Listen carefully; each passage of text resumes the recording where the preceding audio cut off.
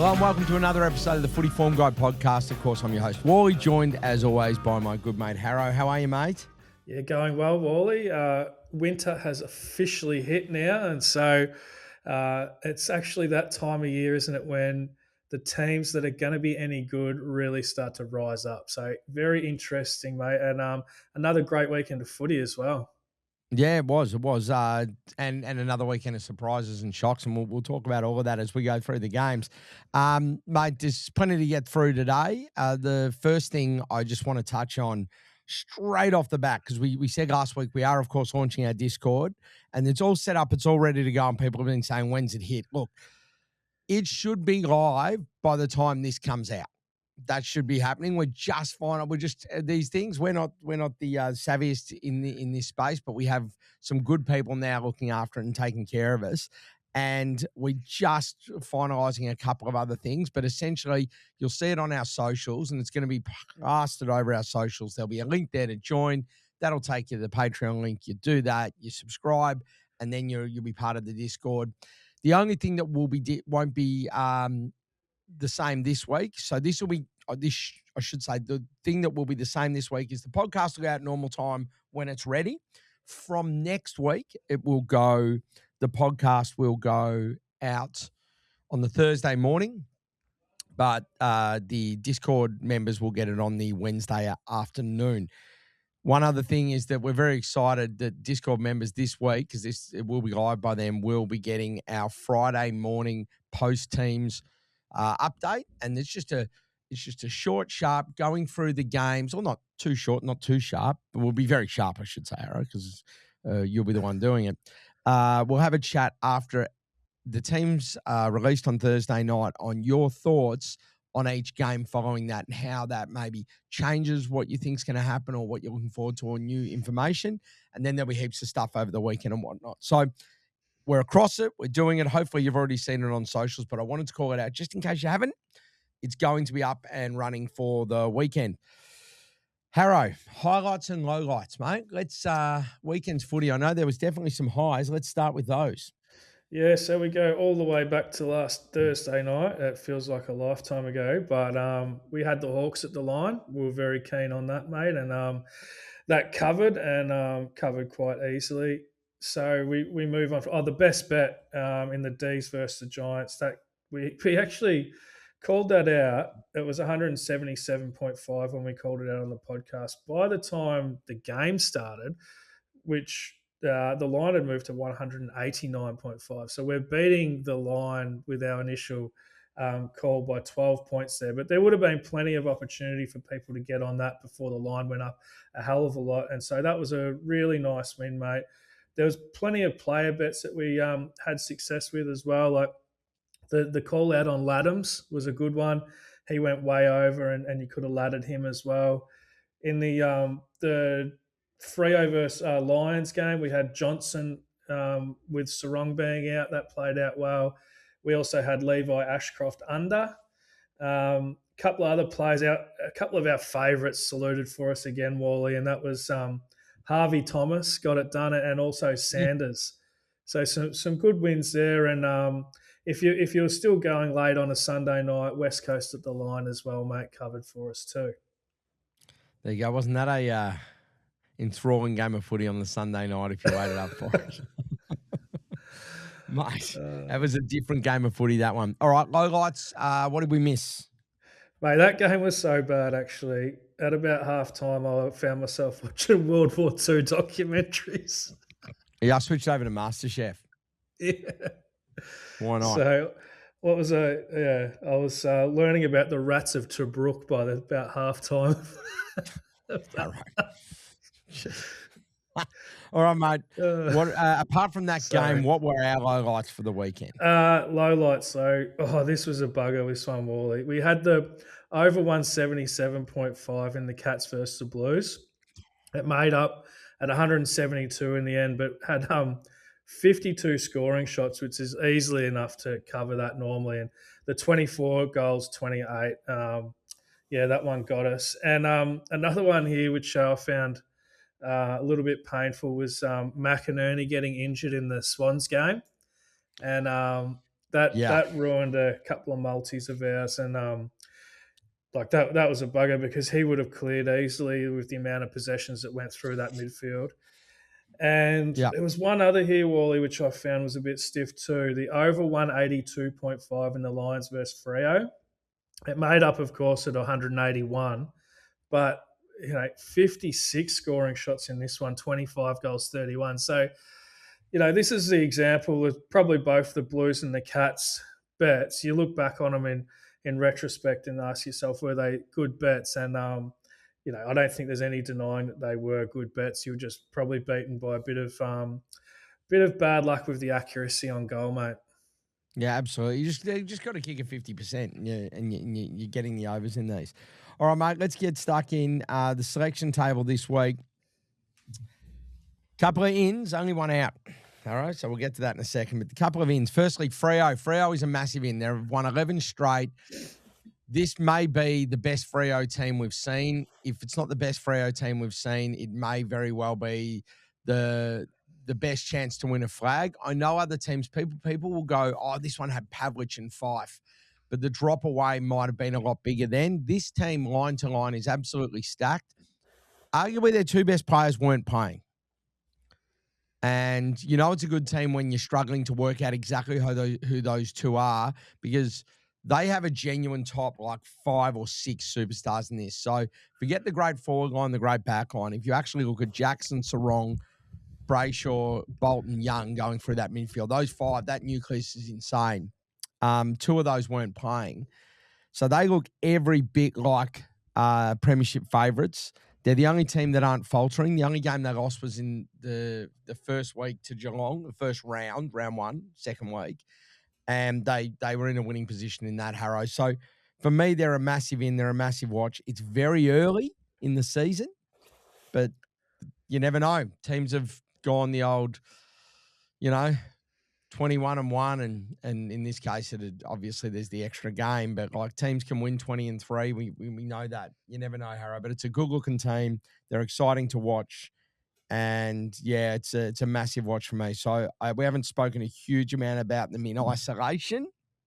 So I wanted to put them on the ins list for this week, Harro, because I think they're going beautifully. Well, they'd be rapt to hear that, Wally, because it's only taken them 11 wins in a row to be on the ins column. Well, we don't usually put a single team. It's bigger than that. These are usually, and you'll see when we're outs. There's no current players on the out. Another in lower teams being exciting to watch. And the reason I mean this, Carlton are now 3-0 since the coaching changeover. They're up and about. They just beat Geelong, for crying out loud. They went on the road and won in Adelaide. Like, they've got Essendon this week. Who knows what could happen? Who knows what could happen for the Baggers? So a big shout out to the Baggers in the positive. But also, I don't know, man. Like, I'm kind of like drawn to some of these other teams as it's a bit of a horror movie watch. Like Essendon, I just kind of want to know what's going on. I want to know what's going to happen this week. Can Richmond have a VFL team essentially, or they don't have any AFL listed players in the VFL, so they're calling this a VFL team, but they've got all these injuries. What are they going to do? West Coast, what are they going to put up? I'm enjoying the footy's not great, but I'm enjoying the outcomes of these lower teams and what they're going to do because it's so bloody unpredictable. But the Baggers are the success story there, mate. You must be happy with how the last 3 weeks have been. Yeah, it's been good, hasn't it? I've loved Cripper, like just showing leadership. And that game he had on Friday night, they're the types of games that are great for your legacy, aren't they? Like you have moments that people are not going to forget. And I just thought Cripper being able to stand up. He is a champion, Wally, and so I'm happy for him, really. And then it's just the emergence of some of their younger players. 6 players under 20 games on Friday night. That was a massive win for them, and so they've obviously been through a fair bit of a crap, and there's a lot of heartbreaking losses. So, yeah, happy as a Blues supporter to see them now getting it right and having a bit of success. And my last in, Harro, and I didn't think I'd be doing this at the start of the season. I thought it was just a bit, why are we doing it? But wild card speculation, I'm loving this now. Are Brisbane going to drop to the wild card? Well, I'd say that's the only way they're going to play finals. Is GWS the team that could win it from the wild card spots? You know, Kingy has spoken all year, goes, if a team wins the flag from 9th or 10th, I'll give it away, right? Who will the team be? It's starting to look at that. Can Carlton make a wild card run? So the wild card speculation, Harro, I'm actually here for and I'm enjoying. I genuinely am, because it's just another ridiculous way we can talk about footy, and it brings into interest those teams. Again, this is what I'm talking about, that bottom 6 to 8 teams that usually no one, or the bottom 6 teams that no one cares about, all of a sudden we're caring about them. So I'm enjoying that, Harro. If you had to pick one team that's not in that top, like, half a dozen that we've spoken about all year, who's your team that from the bottom half, bottom 10 sort of teams, 10 to 12, do you think could make a run? Well, I actually don't think anyone can win the flag from 7th to 10th. No. I'm just saying now on the ladder, so they might come up Oh. with this. Like, can GWS do it? Can they go on a run? Can the Dogs go on a run? Who can go on a run, do you think? Can any team? GWS would be the one because they've done it before and they've got so much talent on their list. And then Carlton, mate, look like the other one that are finding form at the at this time of year. So they could actually. Carlton are the only team that's ever won a final from 9th. That's an interesting. That was the greatest. Do you remember that? One of the great things about Tigers, wasn't it? No, yeah, Tigers finished 8th instead. No, Tigers finished 5th instead of 9th for once, and Essendon finished 8th, got relegated. So the team that finished 9th beat the Tigers in the final. Mate, I was at that game, Harro. I believe you played Sydney the next week. There was Richmond supporters had their phones and tablets out on Webjet, booking flights to Sydney at halftime, mate, and then they got rolled. It was very. That's a true story, actually. I've got a lot of Richmond friends. I've been to a lot of Richmond football, and I felt their pain for years. Probably why I'm a little bit, they're close to my heart. But, mate, that day, I reckon that was the darkest. That was the darkest day. That was bad. After 9th and all these years and 30-odd years, no play, all of that, and it was, oh, God. Anyway, mate, we're going to go to the out now. They're my ins. Here's my out. Harro, do you know what my out is this week? Or who it is? Let's have it, It's you, mate. You and your antics on X are a big out for me. I'm fine with the Nick Dacos rage bait. I've got my view, you've got your view. I actually did laugh at he's not even the best Nick. It's the whole, you're not even the best cricketer in your family to Mark Waugh, who's obviously still a gun. So I was okay with that because I'm like, it's a bit of fun and, it's a pretty bloody good list anyway, and it's on numbers and that. It's fine. But then, Harro, you went a step too far and you called out Hodgie. There is some untouchables in this world, and I'm going to give you two. There is two. Jason Dunstall and Luke Hodge. We don't go near them on the podcast. Dunstall, you got 19, and that's not 19 there because Eddie Betts. I know you were 19 as a junior because of Dunstall. Hodgie's in the same vein. So for me, that was Walley rage bait that you sent out there, and it didn't take me long to pick up the phone. But as you said, no one's off limits, mate. No one's off limits. And I didn't take it down because we don't take things down. Mate, that was all-time rage bait.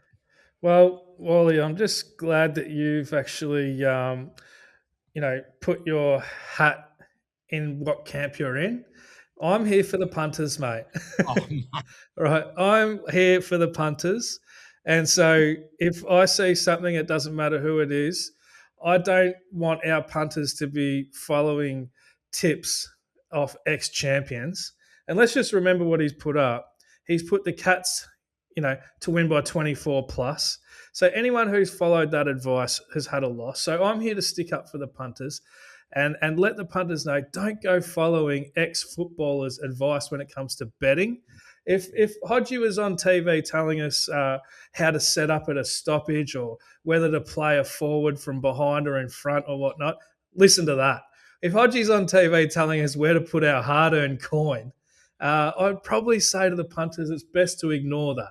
And that was the point I was making. But Wally, that's all right. You take your hero's side on this one, and I'll run with the punters. Yeah, fair. As am I. Harry. We are here for the punters, but I thought, oh, this one, he's because I reckon you could select a dozen different ex players, and it's just like the only one that I would have raised eyebrows at was obviously Hodgie. But it's funny, isn't it? Like I think that with these, with the and you're not wrong. We sort of joke, but it was one of those ones where I was like, I had to look at the timestamp, and I'm going, oh, did he go before or after? Because if you go before and you're right, it's a lot stronger than if you go after. Because I thought I'd check, oh no, he's gone after. Because I thought if you called him out before the bounce and then it ends up like it didn't happen, that would have been stronger. But anyway, Hodgie's had No, his clip of the year. I did call it out before the bounce. You did. Yes. I must have got my times wrong. There you go. So you knew it was off a cliff straight away. Because I think the post said this bet may or may not win, but as a principle, like let's not be following ex-footballers for our betting tips. That was the post. Obviously, I didn't read the full post. I just saw red Harro. I open up X, which I don't do a huge amount of. I leave that to you. That's your world. And I go, oh, we're celebrating Hodgie today as a podcast. Awesome. What have we said about him? Is it about his 08 performance, or maybe it's the 14 performance, or just him being an amazing skipper and one of the greatest leader of men we've seen? But and then I nearly crashed the car. Anyway, jokes aside, mates, that is the selection table this week. We joke, but as you said, no one's off limits on this podcast, and it's all in good fun. We know that. Just like Harro knows that Nick Dacos is a great footballer, but people keep biting, he'll keep posting. All right, next one for us is questions off social. Well, fair bit about Discord, a few other bits and pieces we've done before. I know you've responded to some others previously, directly anyway, and all of that. That's all fine. I just thought there was a couple of quick ones that I'll just knock off. Simon said, do you notice the champion data award a disposal for a smothered kick or handball now? They never used to. My understanding is that if the ball is estimated to go 2 meters, which is extraordinary, it was awarded, and I just assume they're being generous on that and just letting it go. That's fine. Harro, one for you. Did you notice anything different under the interim Essendon coach around game style? Ben Mackay forward was an obvious one. It was different. But the game wasn't – I don't think the game is actually it was just played in such rubbish conditions that it's pretty hard to know whether they've made changes to game style or not, because the conditions probably were the main factor in that one. So, yeah, I think we'll maybe learn a little bit more about what they're trying to do maybe against the Blues this week. So, yeah, that's what I kind of gathered from that one. Yep, absolutely. We got a Mitch Cleary spoof account with 2 followers saying, or 2 following 2 people go, could we get some more Saturday, Sunday trains to follow, which is a very creative way of asking things. And we just look at that and go, if Mitch Cleary wants it, we'll do it. Mitch is a friend of the show, and I'm sure he would like them too. But we will, we'll look at some trains this weekend. Unders, just general unders bets for the MCG with lots of rain throughout. Yep, stay tuned. We'll look at these each game. We'll break them down each game. Look, Harro, a lot of the stuff is individual of the games, as with a lot of the DMs I got. So we might just get stuck into the round itself. As always, the head-to-head odds are from Bet Sniper. Corrected time of recording for the best price you can get there. Bet Sniper, great place to go and get all of your odd comparisons and plenty of data. We know that there. And the lines come from whichever book we're seeing the most traction for in the week prior when we're putting our multis out. This week it was Sportsbet. So we'll get stuck in, mate. The week kicks off Adelaide v Geelong. Adelaide, $2.35. Geelong's is $1.67. The line is 8.5. Footy on Adelaide over on a Thursday night. Should be a cracker, this, Harro.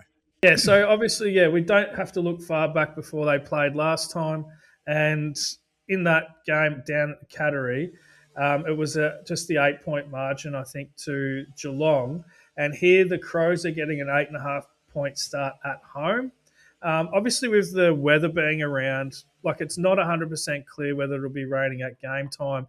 And so that 165.5, I would be waiting and assessing that, with maybe 2 hours to go before the bounce, whether there's going to be a bet over or under the total points. But I just think, like, the Crows, their form's improving. It has been improving for about the last month. And I do think the Crows are going to get on a run in the second half of the season. And getting an 8.5-point start at home, I'd be happy to have a little bet on that. Having said that, I'm still very bullish on what the Cats are doing. And it took a really strong performance from Carlton to bring them undone. And even with that happening, I mean, it was still just a 4-point win. So no problems with the Cats, but I think the Crows at home, getting the 8-point start, little lean there. The Cats are using, obviously, a lot of these defensive sort of tag type players, and Jack Henry going to the forward line to lock down on somebody. I think there's a pretty obvious opponent for him this week, and that would be Worrell. So look for that matchup to happen and potentially look to back under Worrell. Now, if Rankin does play, that's a pretty obvious matchup for Mullen. If Rankin doesn't play, then I think Rochelle maybe goes back into getting a bit more midfield time, and you could back him over 18.5, remembering that he got 31 last time against the Cats. Another one here, Tanner Bruhn. He's likely to probably float around in the back line, and that is a tough role now against Adelaide. And I also think that the Cats have worked him out a little bit, and he's just not a very good user of the footy. And I think the Cats are understanding that now, and his role has also been relegated a fair bit. I noticed that certainly against the Blues. The other guy who plays in that kind of role, which I've identified that is a tough role against the Crows, is Lawson Humphreys, and I could back him under 21.5 as well, mate. So we'll go unders on those. So plenty of angles there. The Rankin Rochelle one's an interesting one. So you're basically with that makes perfect sense. If there's no Rankin, Rochelle boost in disposals, you'd think. So that's good, mate. Looking forward to that one. All right. Then we head to Friday night. Now, Friday night, we're back at the G. Hawthorn take on Western Bulldogs, of course. Hawthorn's $1.35. Western Bulldogs, you can get as big as $3.55. The line is currently 20.5 points. Hawks could get back. Oh, I don't want to say it, but I saw that horrid word test next to Barras, but I think he'd have to be still a week away. But they're pretty much back to full strength now, the Hawks, because Will Day's had the week under his belt. Like they're not missing much. Scrimshaw obviously still out, but he's sort of covered by a Weddle. So plenty of choices. I actually went down, Harro, I'll say this, I went down to Moorabbin to watch Box Hill Hawks. Outstanding. Just outstanding setup at Moorabbin. Just great, real, like local footy on steroids.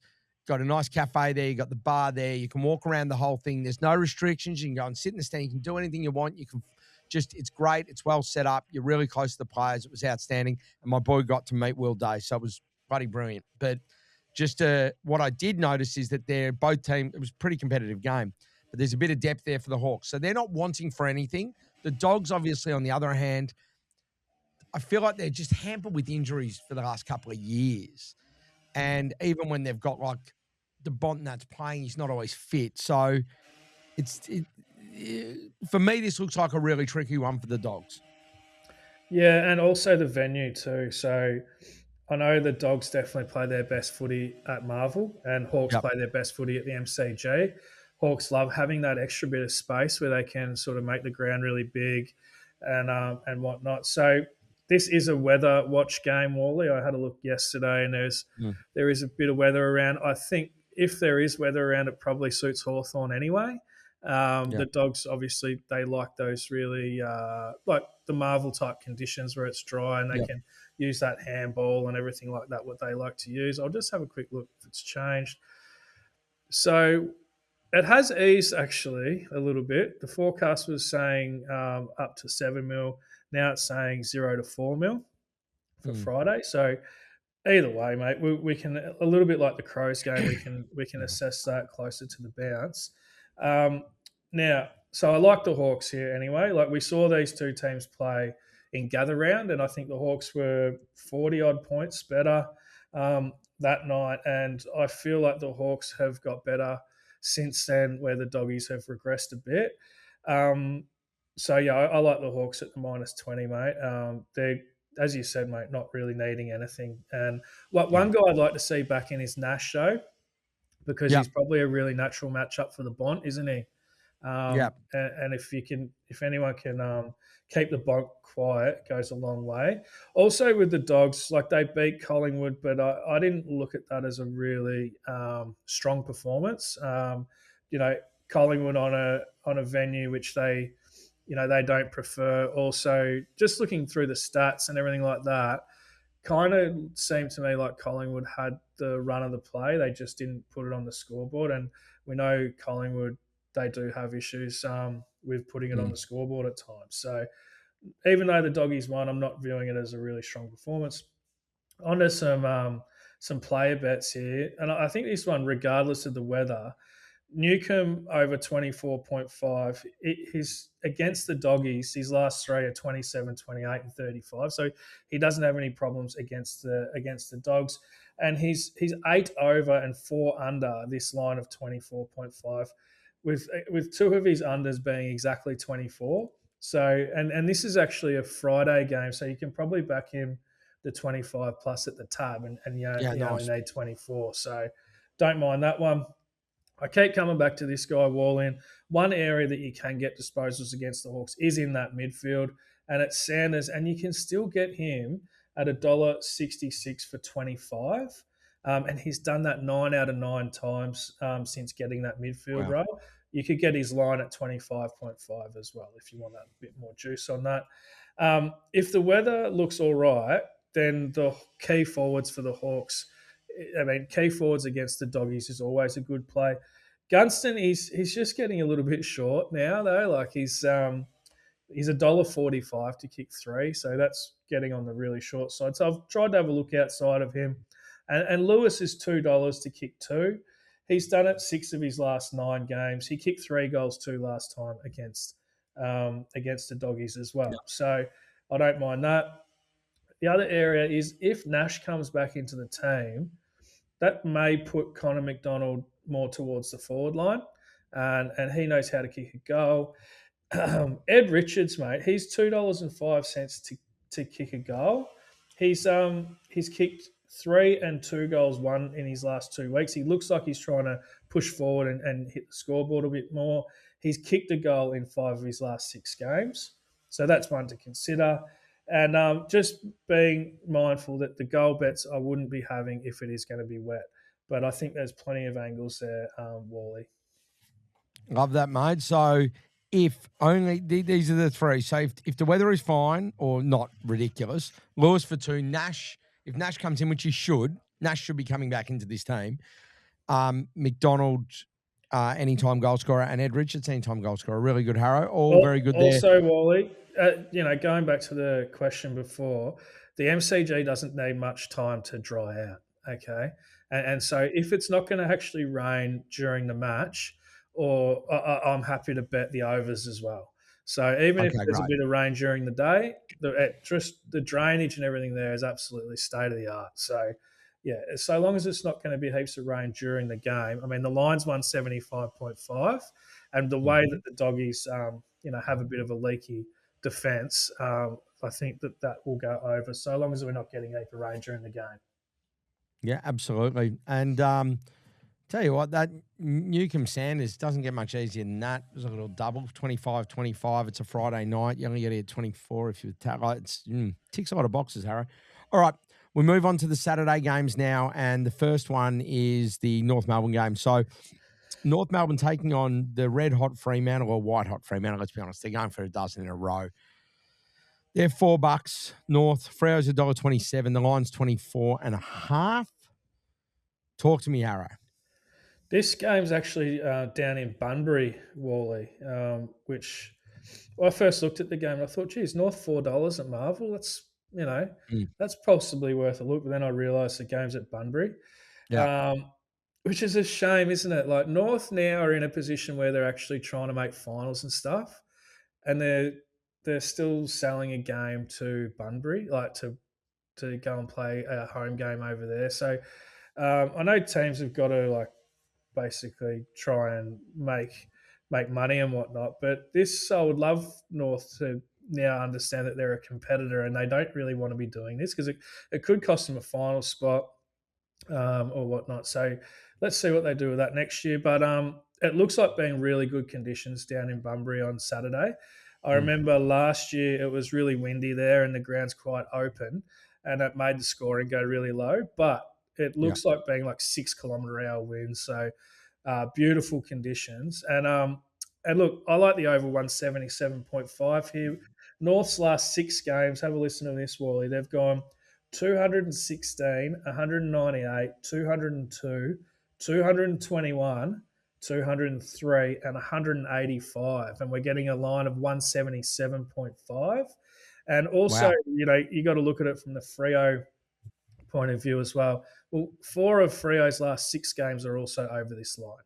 So I'm happy to play this over 177.5. Love it. For your disposal bets, it's so much of this is actually identifying how the matchup, whether it's actually a good matchup to be betting disposals, and most of the options we have to bet is on the over. So this is just like one of these games that you might be better staying out of in terms of disposals. So we'll consider some unders, but I'm really not going to consider almost anyone to go over. And so your disposal multis and stuff, you're better off just keeping your powder dry and waiting for better matchups, in my opinion. So Freo, we just saw, kept the Lions, who are normally a fairly high disposal side, to 300 under 300 disposals. And what I've realised with Freo is every time they take a mark or if they have a set shot or a free kick, so often they're taking the full amount of time that the umpire allows them to have with that stop play. And just on the weekend, mate, they had 80 marks and 20 free kicks. So I worked out there's like 100 times where they've had the footy, and this includes set shots. And set shots they always Mm. take extra time as well. But I worked out if you just give them 4 seconds over the average compared to a team that's like just moving the footy on pretty constantly, that's almost 7 minutes out of the game. So that's a huge amount of time out of the game that disposals aren't occurring. And this is Mm. why Freo are 16th in the comp for combined disposals.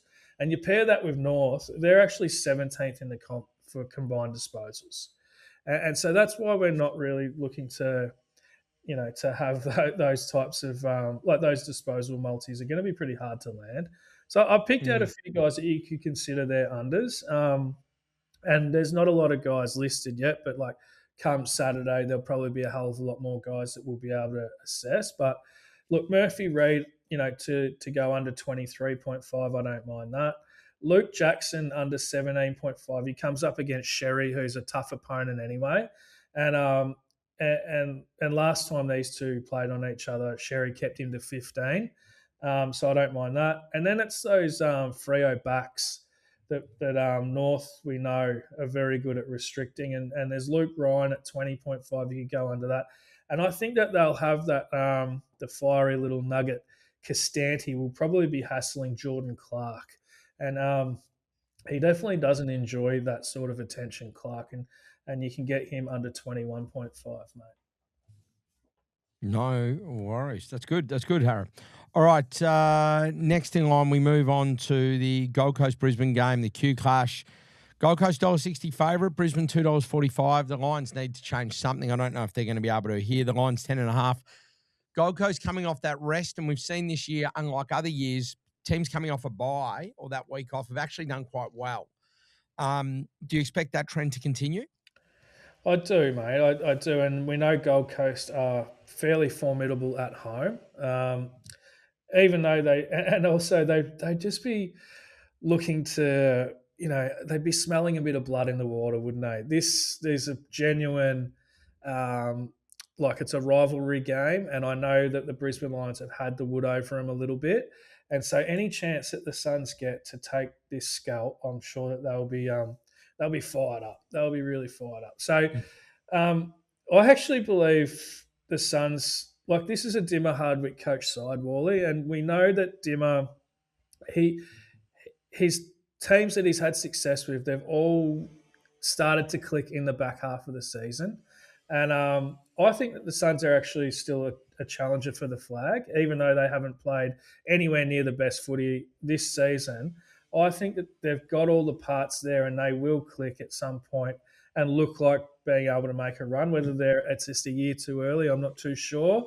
But their best footy is in front of them, Wally. And I think that we'll have a bit of success backing them, I think, in the back half of the year. The Lions now, apart from their form, they've actually got quite a few injuries as well compared to the Suns, who I view the Suns as basically very healthy. One guy, Wally, that I really enjoy watching play, and also he's been good to bet on over the last year or so, is Noah Anderson. We know he started the season a bit slow. He went in and had a bit of surgery, missed a game or two, and he's come back and he's flying since then. He's got 31 plus in 4 of his last 5 games, and I'd be happy to back him at his line. It's 28.5. He loves the venue, Wally. He's 14 over this and 7 under in his last 21 home games, so enjoys it at home as well. Rao, he might be the one you want to avoid. He seems to get the Dunkley matchup, and it's a pretty good matchup. And his last 5 against the Lions is 16, 21, 16, 37, and 23. So I think that we could expect that matchup, and it probably affects Rao. But then the other bloke that's going to be in there is Petraka, and his line's 25.5. He's over that 4 of his last 5 games.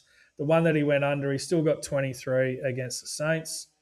Another one here, Wilmot, he's enjoying Zorko not being around, and he's had 30, 27, and 26 his last 3. His line's 24.5. Now, I mentioned the Dunkley on Rao. This is a bit of a sneaky one, Wally. So Dunkley's last 2 games against the Suns, I'm presuming he's had this matchup on Rao. He's had 18 and 14 tackles.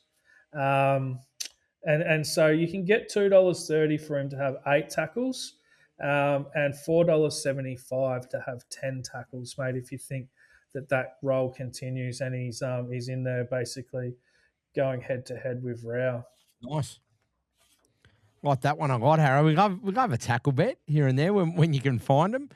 Very, very good. All right, we move on now. From there, we head to West Coast, Port Adelaide. West Coast, $2.35. Port's $1.70. The line's 7.5.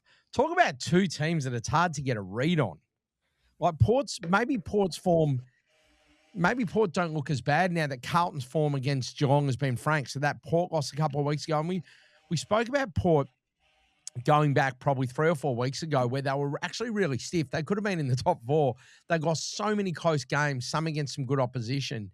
I mean, they lost to the Hawks by Mitch Georgiades missed, which he would have kicked 9 out of 10 times on the road. Like they've showed something. So they're 2 teams that I find really hard to catch and really hard to work out.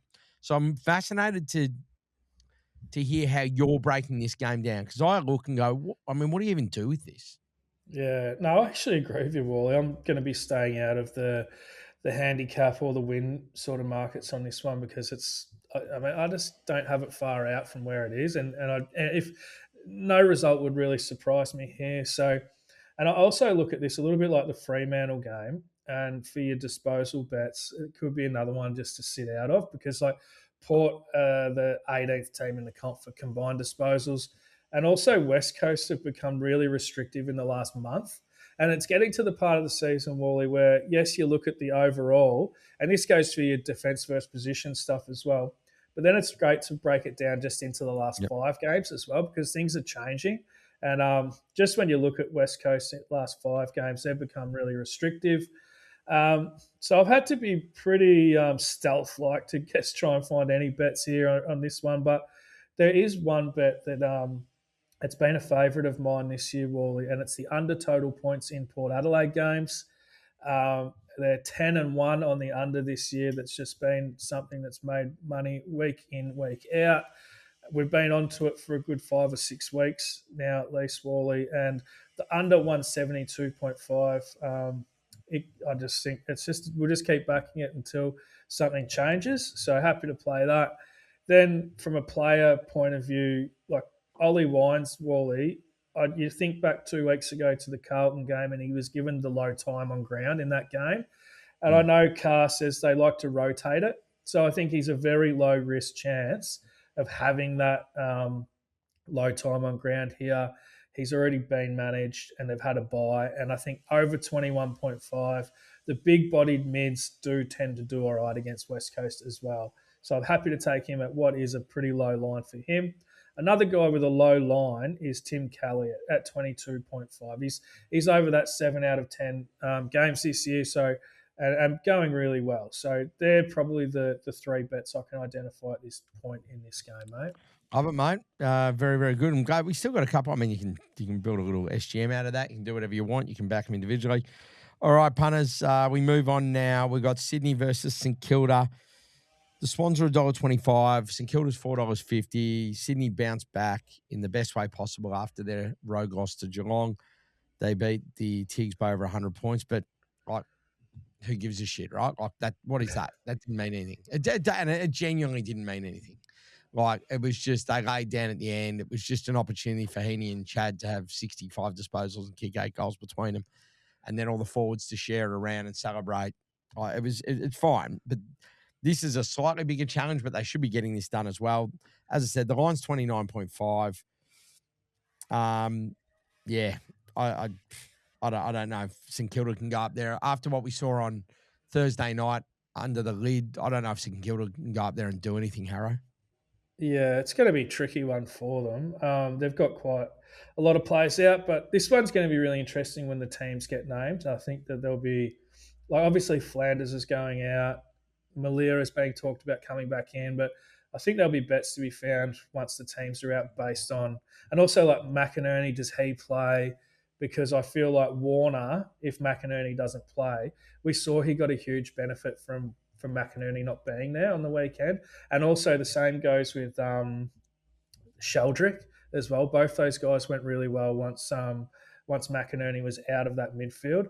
There's a bit of a watch on Mills as well. And if he doesn't play, we already know that the backs against the Saints go really well. So like I'll be happy to play Bice and also McCartan as well. He's key backs against the Saints. I think they're number one in the comp, conceding to key backs. McCartan's been getting a heap of footy this year, so I'd be happy to have a look at that. Now, Wally, one thing that I've found here, the Swans concede the least marks in the comp. And so if you have a look at the St Kilda players who get the majority of their possessions via marks, that could be an angle to be going under those players. So the obvious one here is Cal Wilkie. He averages 10 marks, and now he's going to be playing the team that concedes the least marks. So he could definitely lose a few marks off that. Jack Sinclair's the other one. He gets nearly 7 marks a game. Brad Hill. So these types of guys might be the type of guys we look to go under. I know we got burnt by Sinclair last week against the Hawks. We were under him. Hawthorn had a great record against him. And it was a bit of a tough watch. I think he had 10 disposals in the first 10 minutes of the game. And then after that, he didn't, he was just sort of went at his normal rate and he just went over. So, but the Swans are rating at the 16th most in the comp to that defender ball user. And the other thing that we're finding in Swans games, mate, they're very attacking. And so the over total points here, I'd be happy to play that in good conditions in a SCG game, mate. Yep, very good, Harro. All right, then we move on to the Sunday night, and obviously with the public holiday and the big freeze on Monday, we get the Sunday night footy again. And I spoke earlier on my selection table. What was an in for me is these lower teams battling it out, and just this is an excitement watch. Like Essendon, I read today, fucking does my head in. Essendon like preparing their pitch for a priority pick and some assistance packages, and this is the team that tell us every year how they're going to win flags and how they got this culture and how they're happy with decisions and Merritt's loving being there. He's not going to be there next year. It's all BS, right? It's all BS. It's all just crap. And it's been going for years and years and years. Now I'm a Hawthorn fan. I don't like Essendon. But do you know what? I have genuine mates that are Essendon fans. And I I don't hate Essendon fans. I just don't like the club. So it's like enough of the BS. So Essendon have an opportunity here, and I hope they do it for their fans because Carlton are going well, Harro. Carlton, 3-0, they should be winning. But Essendon has a chance against an old rival. No one's expecting you to come out and beat them, but just to put up a fight and to do something. So I really hope they give their fans something to cheer for because it's been bloody dismal. And it's all on the shoulders of the club. And I don't know if bringing Hurdy back's going to fix it, but it sounds like that's what might be happening. But Harro, let's get stuck into the game. Essendon's as big as $5. Carlton's $1.19. Imagine saying that to you a month ago. Carlton's $1.19 against anyone a month ago, Harro. Give me a spell. The line's 30.5. The baggers are up and about. Yeah, I look at this and, like, if you just look at the immediate form, I listened to Chris Scott, his press conference. He did too. And both of them he mentioned, he goes, well, if you just took parts of Carlton's season, it makes sense. The result kind of makes sense. Like, their good players are playing well. They're good players. Like their actual midfield's not bad, is it? Like they do have the players there to do it. And he didn't sound that surprised, and that they've found form. And it's one thing I find hard, Wally, is sometimes like you've got to adjust your thinking because it's so hard to get sort of. You've watched Carlton in the early part of the season, but teams' form does change, and you have to be able to change with it and with your thinking. And so now I'm looking at Carlton, where before I was thinking, God, how bad are they going? You've just got to look at what they've done in the last month, and that's the most relevant form to go off. And it's probably at the moment, they're probably playing like a team, like about a 7th or 8th best team in the comp type thing. That's the way they're playing right now. And so Essendon, their form, really, like they've just had one game out of the blue when they beat Melbourne, and otherwise their form is basically like a bottom 2 side. And so I'm looking at this like the 8th best team in the comp playing the worst team in the comp is kind of how it looks at the moment. They might get a couple of players back, the Bombers, which could help them, but I like the Blues at the line here. I think that they'll cover. You look at the player bets should be really good in this one. We talked about games earlier where the player bets maybe aren't so much of an area to focus on, but the Dons, like, they give up plenty of possessions. Basically, they give up the second most possessions in the comp.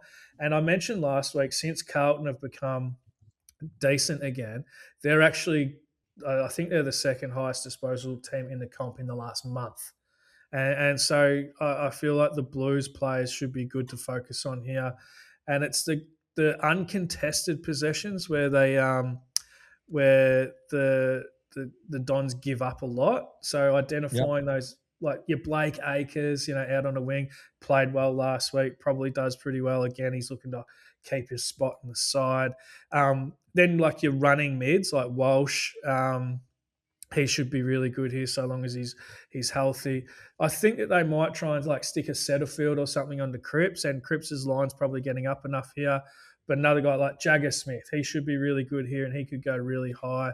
So these are the types of areas we're looking to play. Also, Carlton over their individual score, I think it's 99.5, something like that. Now, I know Carlton haven't been scoring 100 all that often this year, but Essendon have been conceding 100 week in, week out. And you look at it here, they've conceded the most goals in the comp on average, and they've also conceded the second most shots on goal on average as well. And some of these Blues small forwards, like your Flynn Young, you're probably going to be getting a decent price for these sort of guys as well. Like take your pick, really. So we'll definitely be looking to have like a couple of SGMs and stuff on this one. So looking at like Flynn Young, he's kicked 2, 0, and 2. Taylor Burns kicked a goal in these last 2 games. He's $1.77 to kick one. So there's going to be plenty of options there for the punters, Wally, just following Carlton disposals and picking out some goal kicker bets too, mate. Great. All right, mate. The last game of the round, of course, is on it's King's birthday now, isn't it? On the Monday, and it is the Big Freeze, and it will be one of the best we've seen. I think it'll be emotional. It'll be big. It'll be huge. Obviously, we spoke last week about it. Neil Danaher recently passed, and I think that'll have record eyeballs on it and hopefully record donations as well.